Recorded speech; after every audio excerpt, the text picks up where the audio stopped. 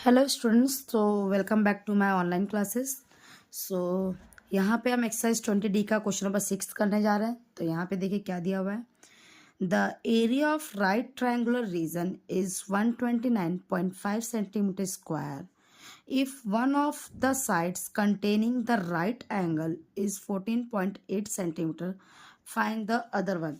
सो देखिए, मैंने वीडियो की स्टार्टिंग में मीन्स इस वीडियो में नहीं, इस एक्सरसाइज की स्टार्टिंग में आप मेरे लिंक पे जाएंगे तो आपको दिख जाएगा। मैंने एरिया ऑफ ट्रायंगल के 3 फॉर्मूलेस बताए थे, सॉरी 4 फॉर्मूलेस बताए थे। एक तो था आपका area is equal to half into base into height, आपका एक ये फॉर्मूला था। दूसरा एरिया का जो फॉर्मूला था, अगर आपका राइट एंगल ट्रायंगल है तो वहाँ पे भी आपका half into base into height ही लगा सकते हो। बट जो फॉर्मूला दिया प्रोडक्ट ऑफ लेग्स, और प्रोडक्ट ऑफ लेग्स का मतलब क्या होता है, बेस इंटू हाइट। बट आपके जो फॉर्मूले में दिया तो क्या दिया होता है, प्रोडक्ट ऑफ लेग्स। ठीक है। तीसरा जो फॉर्मूला था वो था area of equilateral triangle. Equilateral मतलब जिसके तीनों साइड्स क्या होते हैं, सेम होते हैं। इसका फॉर्मूला क्या दिया था, √3/4 into A square. And the fourth formula of area of triangle is what, जब आपके ट्रायंगल के तीनों साइड्स दिए रहेंगे, मतलब ABC, मतलब यहाँ पे आपको हाइट वगैरह नहीं दिया होगा और तीनों साइड्स की जो वैल्यू दी होगी वो डिफरेंट डिफरेंट, मतलब स्केलेन ट्रायंगल दिया होगा। उस केस में आपका जो एरिया ऑफ ट्रायंगल है वो √S into S minus A, S minus B and S minus C होता है। ये पूरा रूट के अंदर आता है। और S की वैल्यू जो होती है वो एक्चुअल में सेमी पैरामीटर होता है ट्रायंगल का, A+B+C डिवाइड बाय 2। ये ऑलरेडी हम इस वीडियो में मैं लिंक दे दूंगी। एक्सरसाइज 20D की स्टार्टिंग मैंने आपको इसकी पूरी समरी समझा दी थी। ठीक है, आप वहाँ पे जाके देख सकते हो। यहाँ पे क्वेश्चन नंबर D में क्या 6 में क्या दिया हुआ है, the area of the right triangular region is 129। आपको यहाँ पे क्वेश्चन नंबर 6 में क्या दिया हुआ है, तो जो भी दिया हुआ पहले आप वो लिख लेंगे। गिवन में आपका आएगा area of triangle, right triangle, sorry आपका यहाँ पे राइट ट्रायंगल की बात कर रहे हैं, तो यहाँ पे आपका आएगा right triangle is what 129.5 centimetre square and if one of the sides containing the right angle is 14 point. मतलब आपका कोई ट्रायंगल है, राइट एंगल ट्रायंगल, इसका एरिया दिया हुआ है और दोनों में से एक साइड्स, क्योंकि इसको तो हम लोग हाइपोटेनियस बोलते हैं ना, इसको हम क्या बोलते हैं, हाइपोटेनियस बोलते हैं। तो ये किसी एक साइड्स की वैल्यू जो 90 डिग्री बना रहा है, कितना दिया हुआ है, 14.8 दिया हुआ है। ठीक है, सपोज बेस मुझे दिया हुआ है 14.8 सेंटीमीटर, तो मुझे क्या निकलना, अदर साइड। अदर साइड मतलब क्या निकलना, आपको हाइट निकलना, तो आप किसी भी लैंग्वेज में यूज कर सकते हो। राइट एंगल बोला हो तो मैं लिखूंगी area of right triangle is equal to half into product of legs, product of legs. ठीक है, अब एरिया आपको पता है 129.5, half into product of legs. अब एक लेग्स की तो वैल्यू दी हुई है ना 14.8, दूसरा क्या है, दूसरा हमको नहीं पता है। सपोज वो हमारा क्या है, वो हमारा है हाइट, वो अभी हमें पता नहीं है। ठीक है, अब मुझे इस हाइट निकालना, तो बाकी सारे नंबर्स को क्या करेंगे, हम ट्रांसफर कर देंगे। सो 129.5 ये मल्टीप्लाई, सॉरी डिवाइड, यहाँ पे आके मल्टीप्लाई हो जाएगा और ये मल्टीप्लाई यहाँ पे आके डिवाइड हो जाएगा, which is equal to H। ठीक है, अब इसको चलिए हम सॉल्व कर लेते हैं। सो 2 1 ज़ा 2, 2 7 ज़ा 14, डेसिमल 2 4 ज़ा 8। ठीक है, और देखिए क्या कैंसिल होगा, 7 11। सो ये तो मुझे नहीं लगता कैंसिल होगा, तो हम क्या करते हैं, इसके डेसिमल्स को हटा देते हैं। सो 129 5/74। अब देखिए डेसिमल के बाद 1 डिजिट है, तो मैं 10 10 से ऊपर नीचे मल्टीप्लाई करूंगी और नीचे भी 10 10 से मल्टीप्लाई करूँगी, तो मेरा वो दोनों ही कैंसिल हो जाएगा। तो ये मेरा H हो जाएगा। ठीक है, अब मैं इसको डायरेक्टली डिवाइड कर लेती हूँ। तो 74 को हम डिवाइड करेंगे 129.5 से। सो 74 ज़ा 140, तो ये 1 ज़ा जाएगा, 74 1 ज़ा 74, 9 माइनस 4 इज़ 5, 12 माइनस 7 इज़ 5, ये 5 नीचे आएगा आपका। अब हम इसको कितने से डिवाइड करते हैं, सपोज 74 को मैं 5 से मल्टीप्लाई करूँ तो कितना आएगा, 7 5 ज़ा नहीं 5 4 ज़ा 20, 5 7 ज़ा 35 टू 37, ओके 370 नहीं, बहुत कम आ रहा है। 7 से मल्टीप्लाई कर लेते कितना आएगा, 7 4 ज़ा 28, 7 7 ज़ा 49, 49 प्लस 2 इज़ 51। ओके, 518 आ रहा है तो ये 7 से जाएगा, 518, क्योंकि अब मैं 8 से मल्टीप्लाई करूँगी तो इससे ज़्यादा हो जाएगा। ठीक है, तो ये 5 माइनस 8 इज़ 7, 4 माइनस 1 इज़ 3, 0। ठीक है, अब यहाँ पे मेरे पास नंबर नहीं है, मैं यहाँ पे जीरो बढ़ाऊंगी, जीरो बढ़ाऊंगी तो यहाँ पे डेसिमल हो जाएगा। देखिए अब डिवाइड्स खाने की मुझे नहीं लगता मुझे आपको ज़रूरत है, इतना आपको आता ही है। ठीक है, तो 370 हो गया, 370। अच्छा, मैंने यहाँ पे 5 पे मल्टी, आप देख सकते हैं कि मैंने यहाँ पे 5 से मल्टीप्लाई किया तो मुझे 370 मिल रहा है, तो यहाँ पे आ जाएगा 5, दैट इज़ 370। तो मेरी जो एच की वैल्यू हो जाएगी, क्या हो जाएगा 17.5। आपका सेंटीमीटर में यूनिट दिया हुआ था तो ये मेरा क्या जाएगा unit. So height of the right triangular filled is what? Reason is 17.5. So this is your answer. Now let's begin with the question number 7. Question number 7 क्या कह रहा है? Find the area of right angle whose base is 1.2 meter and the hypotenuse is 3.7 metre. देखिए कभी कभी क्या होता है ना, स्पेशली मेंस्ट्रुएशन में अगर आपको वर्ड्स की प्रॉब्लम ना समझ में ना, तो पहले उसको आप डायग्राम के थ्रू समझा कीजिए। ठीक है, तो इसको भी मैं आपको डायग्राम के थ्रू ही बताऊंगी। आपका एक राइट ट्रायंगल दिया हुआ है, ठीक है, जिसमें क्या दिया हुआ है आपको, बेस की वैल्यू दी हुई है। सपोज ये आपका बेस है 1.2 मीटर और हाइपोटेनियस इसकी वैल्यू दी है 3.7 मीटर। ठीक है, अब आपको पता है अगर आपको एरिया निकालना है तो एरिया के लिए आपको फॉर्मूला पता होना चाहिए, half into product of legs, मतलब इसकी वैल्यू और इसकी वैल्यू आपको पता होनी चाहिए। ठीक है, बट इस केस में तो हमको सेकंड लेग्स की तो वैल्यू नहीं पता ना, हाइट की तो वैल्यू नहीं पता, हमें किसकी पता है, हाइपोटेनस की। तो हम पहले क्या करेंगे, इसकी वैल्यू निकालेंगे।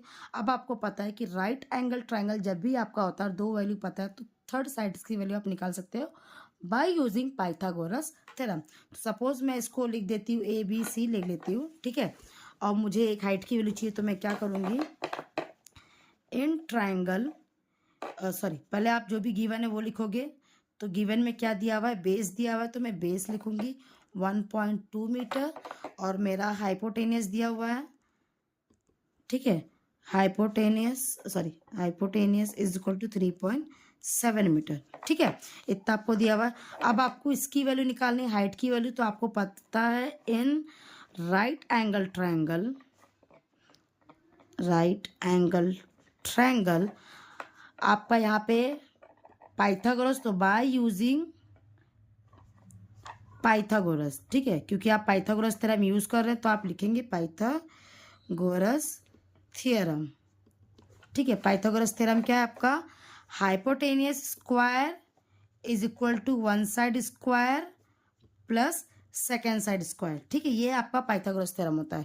जो भी आपका हाइपोटेनस का स्क्वायर होता है ना, वो इन दोनों साइड के स्क्वायर के सम के बराबर होता है। ठीक है, तो अब चलिए हम इसको फाइंड आउट कर लेते हैं। ये 3.7 स्क्वायर और ये ए भी आपका दिया 1.2 स्क्वायर। ए सी की वैल्यू आपको नहीं पता तो आप उसे एज इट इज रखेंगे। ठीक है, सो मैं 3.7 स्क्वायर भी यहाँ पे प्लस है, यहाँ आएगा तो क्या हो जाएगा minus. So 3.7 square minus 1.2 the whole square is equal to A C square. ठीक है, तो चलिए यहाँ पे हम मल्टीप्लाई कर लेते हैं। 3.7 का अगर मैं स्क्वायर निकालती हूँ तो देखिए हमें क्या मिलता है, 7 7 ज़ा 49, 7 3 ज़ा 21, 21 प्लस 4 इज 25, 3 7 ज़ा 21, 3 3 ज़ा 9 प्लस 2 इज 11। सो 9 6 3 1। तो ये और दो डिजिट के बाद डेसिमल के बाद वन डिजिट 2 डिजिट हो जाएगा, तो मैं पीछे से 2 डिजिट के बाद डेसिमल लगा दूंगी। क्या आंसर आ जाएगा 13.69 माइनस, अब मैं 1.2 का भी अगर निकालूंगी तो इंस्टेड ऑफ टेकिंग 1.2 मैं डायरेक्ट अगर 12 का स्क्वायर करूँ तो आपको पता है कितना होता है 144 होता है। ठीक है, सो 12 का स्क्वायर आपका 144 होता है। मैं क्या करूँगी कि 2 डिजिट के बाद क्या लगा डेसिमल, तो 1.44 हो जाएगा। ठीक है, सो ए सी स्क्वायर। अब इसको सब्ट्रैक्ट कर लेते हैं, 13.69 माइनस 1.44 कितना आ जाएगा, ये 5, 6 minus 4 is 2, 0.3 minus 1 is 2 and this is 1। तो कितना आ गया आपका ये answer, 12.25 is equal to A C square. देखिए मुझे ए सी स्क्वायर की वैल्यू मिली है, ना कि ए सी की वैल्यू। तो अगर मुझे ए सी की वैल्यू निकालनी है, therefore AC is equal to, तो मैं क्या करूँगी स्क्वायर रूट में 12.25, ठीक है। तो मैं अब हम क्या करेंगे, पहले डेसिमल को हटाएंगे, तो ये 1225 अपॉन 100 हो जाएगा, क्योंकि डेसिमल के बाद 2 डिजिट है, तो उसको हटाने के लिए मैं किससे डिवाइड करूँगी, 100 से मल्टीप्लाई करूँगी, 100 से डिवाइड करूँगी, ठीक है। अब 1225 किसका स्क्वायर है, ये देखिए, ये शायद 3.5 का स्क्वायर निकलेगा, क्योंकि अभी आपको तो नहीं याद है, लेकिन हमें स्क्वायर्स याद होते हैं। 5 5 ज़ा 25, 5 3 ज़ा 15 प्लस 2 इज 17, 3 5 ज़ा 15, 3 3 ज़ा 9, 9 प्लस 1 इज 10, 5 12 2 1। देखा, मैंने आपसे कहा ना कि ये आपका होगा 335 इंटू 35 अपॉन 10 इंटू 10। तो ये आपका, मैंने कहा था पेयर्स में नंबर बाहर आते हैं, ये 35 अपॉन 10 दैट इज 3.5, किसमें आपका यूनिट है, मीटर। तो आपकी जो AC की वैल्यू निकली हुई ना, वो कितनी निकल गई, 3.5 मीटर। अब देखिए, आपको बेस पता है और आपको हाइट पता चल गया, तो अब आप एरिया इजिली निकाल सकते हो। So area of right triangle is equal to half into product of legs, ठीक है। तो ये क्या आ जाएगा, इसकी वैल्यू हाफ इंटू, मेरा बेस की वैल्यू थी 1.2, प्रोडक्ट ऑफ सेकंड जो हमने निकाला है दैट इज 3.5, इसको हम डिवाइड करेंगे, तो ये 0.6। सो 3.5 को अगर मैं 0.6 से मल्टीप्लाई करूँ तो कितना हो जाएगा, 6 5 ज़ा 30, 6 3 ज़ा 18, 18 प्लस 3 इज 21, 2 डिजिट के बाद decimal that is 2.1 metre square. So this is your answer. चलिए, तो अब आते हैं क्वेश्चन नंबर 8 पे। The legs of a right triangle are in the ratio 3:4 and its area is 1014 centimetre square, find the length of its legs, ठीक है। तो मैंने आपको पहले भी कहा, जब भी आपका वैल्यू रेशियो में दिया होता है ना, इसका मतलब सबसे सिंपलेस्ट फॉर्म दिया होता है ना, किसी एक इक्विवेलेंट नंबर से क्या होता है, मल्टीप्लाई होता है। तो चलिए हम इसको कैसे करेंगे। क्वेश्चन नंबर 8 देखिए, ऐसे क्वेश्चंस आपने पहले भी किए हुए हैं, ठीक है। सो पहले हम लेट करेंगे, let legs of right angle triangle be what, आपका 3:4 दिया हुआ ना, 3x एंड 4x, ठीक है। ये हमने लेट कर लिया। अब आपको एरिया दिया हुआ है, सो आपको पता है area of right triangle is what, half into product of legs. ये आपका क्या है, फॉर्मूला, ठीक है। एरिया आपको दिया हुआ है, एरिया कितना दिया हुआ है, 1014, 1/2, प्रोडक्ट ऑफ लेग्स, तो एक आपकी वैल्यू है 3x इंटू दूसरी की वैल्यू क्या है 4x, ठीक है। अब जो भी यहाँ पे मल्टीप्लाई, यहाँ पे आके क्या हो जाएगा, डिवाइड हो जाएगा, तो 1014, 2 यहाँ पे डिवाइड है, यहाँ पर मल्टीप्लाई हो जाएगा, ये हो जाएगा 3 इंटू 4, दोनों ही मेरा मल्टीप्लाई, यहाँ पे आके क्या हो जाएगा, डिवाइड हो जाएगा, और x इंटू एक्स क्या हो जाएगा, एक्स स्क्वायर हो जाएगा, ठीक है।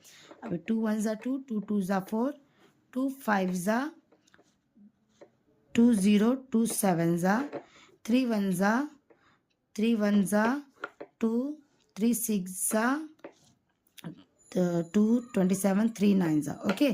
तो ये वैल्यू कितनी जगह मेरी 169 एक्स स्क्वायर की वैल्यू, ठीक है।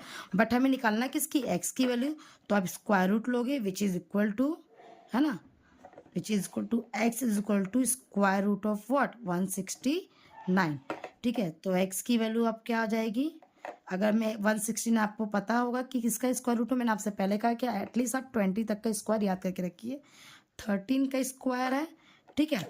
तो एक्स की वैल्यू क्या जाएगी 13, बट अभी हमें एक्स की वैल्यू आई हुई है, अभी हमें उनकी लेग्स की वैल्यू नहीं पता चली कि उनके जो साइड्स थे उनकी वैल्यू क्या है, ठीक है। तो आपको पता है, since therefore legs of right triangle is what, 3x, that is 3 into 13 which is equal to 39। आपका जो एरिया था किसमें दिया हुआ है, एरिया आपका दिया हुआ है सेंटीमीटर स्क्वायर, तो ये आपका सेंटीमीटर में आंसर आएगा, ठीक है। And 4x is equal to 4 into 13 that is 13 4 ज़ा 52 सेंटीमीटर। तो दिस इज योर आंसर।